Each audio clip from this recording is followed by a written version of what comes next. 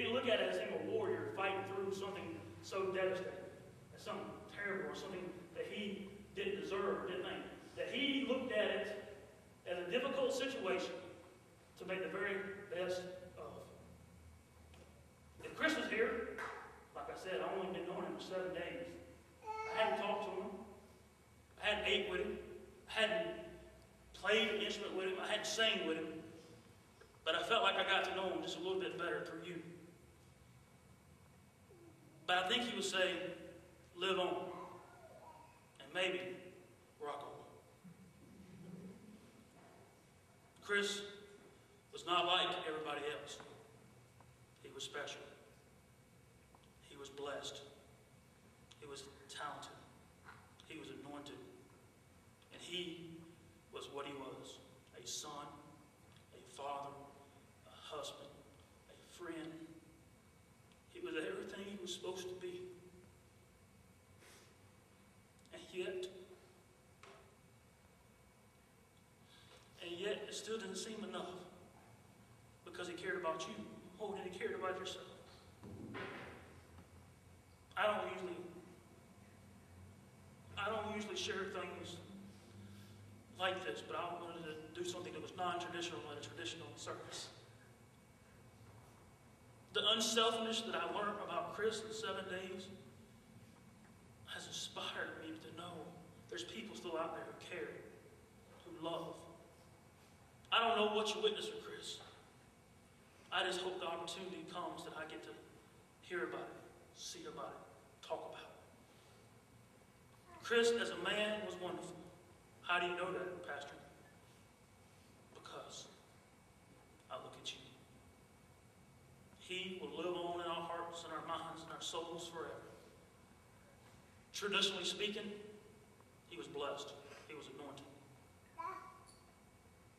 Untraditionally speaking, he was everything you wanted him to be.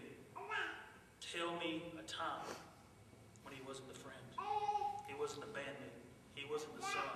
He wasn't the cousin. He wasn't what he was supposed to be for you. Yes, you may feel like, I didn't do enough. I didn't act enough. And you didn't. But he didn't care anyway. God loved him because he loved you. I want to give you this opportunity to share this mic.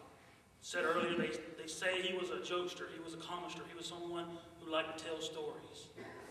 Somebody suggested he should have went an open mic and had a comedy club. But I want you to give me an opportunity to hear who Kris was to you. Would anybody like to take this opportunity to come up and say a few words about Kris? It wouldn't bother me for each and every one of you.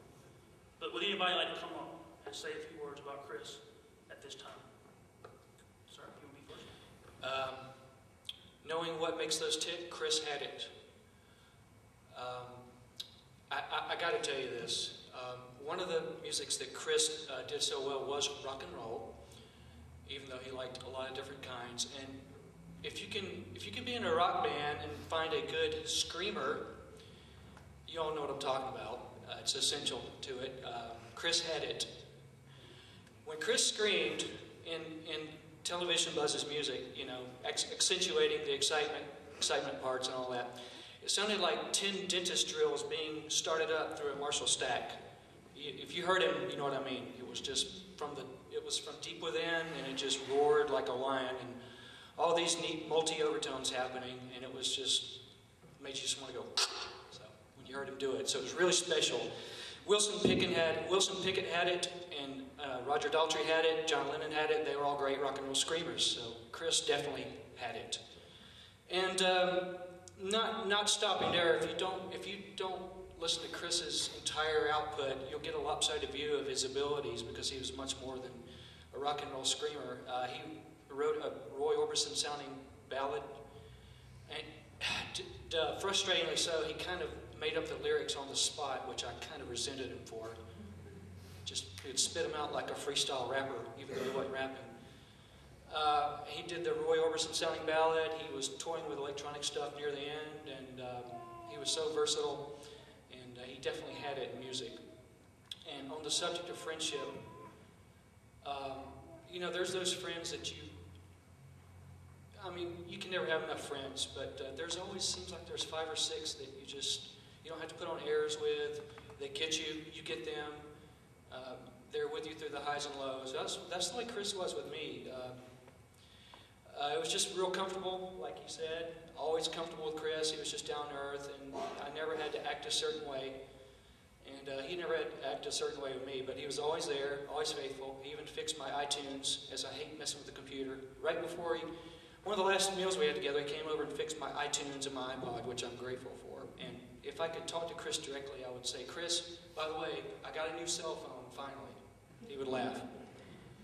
He was Mr. Technology, I'm not. But on the subject of friendship, he was one of those, I don't keep a chart for everybody, but he was probably easily top 5, top 6 all time. And I have no doubt if we were 70 years old, or if we both made it to 70, we'd both be calling each other up every once in a while and just picking up where we left off. And those are the special friends you hate to lose, the ones that they're the same all the time. They don't change. They don't go Hare Krishna on you, you know. They're always Kris and they're always Brent. And Kris had it. He had the ability to be my friend and read me and get me. And for my eternal gratitude, Kris has it. Hi everyone, I'm Jenny. I first met Kris when we were 13 and 15 years old. I was standing with my friend Robin Marcantonio beneath the stands of the football stadium when I see this skinny boy coming towards me with a huge grin on his face. Hi, he says, I'm Kris. And then he leaned in and whispered into my ear, who's your friend? She's cute. I threw my head back and laughed, and in the end, he scored a date with Robin to homecoming, and I scored a lifelong friend. After that first meeting, we became really close. We got into the habit of calling each other every night at exactly the same time, 10:05 p.m. We'd let the phone ring just for a fraction of a second before picking it up. We did this to hopefully avoid our parents' detection. He had a tape recorder he named Diane in honor of a character from his favorite TV show, which was Twin Peaks. And he'd sometimes record our conversations, and usually it involved a phone version of Name That Tune, or a lively discussion about all the places that we'd visit when he got his driver's license. Years later, he would call me laughing and tell me that he had come across that box of cassette tapes. And he said, you should come over and take a listen. This is great stuff.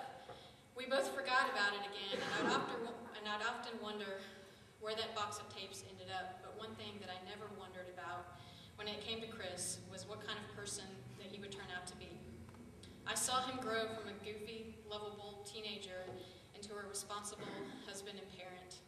He was unique in so many ways, and I'm honored to have called him my friend for the past